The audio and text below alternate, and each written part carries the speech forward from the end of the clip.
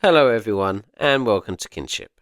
Today we're going over some very useful Excel tips to be used with Revit families. The first column in your Revit lookup table can be pathed with the size lookup command in the Revit family. You just have to use double quotation marks in the formula and then it looks at the column. VLookup. This is incredibly useful, especially for pipe fittings and for any type catalog where you want to separate the manufacturer information from the data being fed into the family. Here we have the VLookup formula, which is trying to find the fitting outside diameter value for this particular pipe size, 1.5 inch.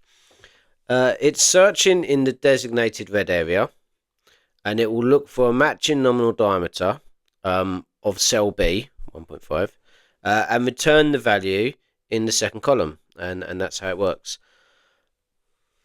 If we update any of the information in this red area, then it automatically updates the data on the left side that's feeding the family. Concatenate, probably the most used formula in our type catalogs. Here we can see that the type name is using Concatenate, picking up the value for the seat, and then the upholstery, and then the upholstery color code. When you want to add some text, you just need to put commas and then quotation marks on either side of the text you want, and that's how you get a mix of cells and text. Lastly, we're going to talk about filters.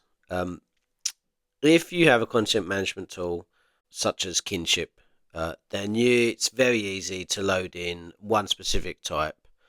With a plugin, you can quickly say, you can type in some keywords or key phrases and find it, or you can type in, if you really know the product, then you can type in specific things that's really going to narrow it down quickly, such as the color code.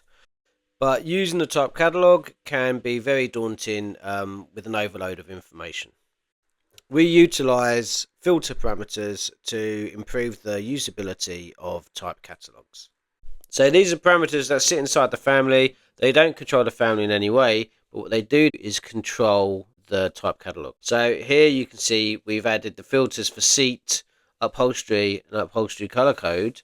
And you can quickly, just with one or two clicks, narrow down exactly what you're looking for and then load it in fairly quickly. Thanks for watching, and please don't forget to subscribe.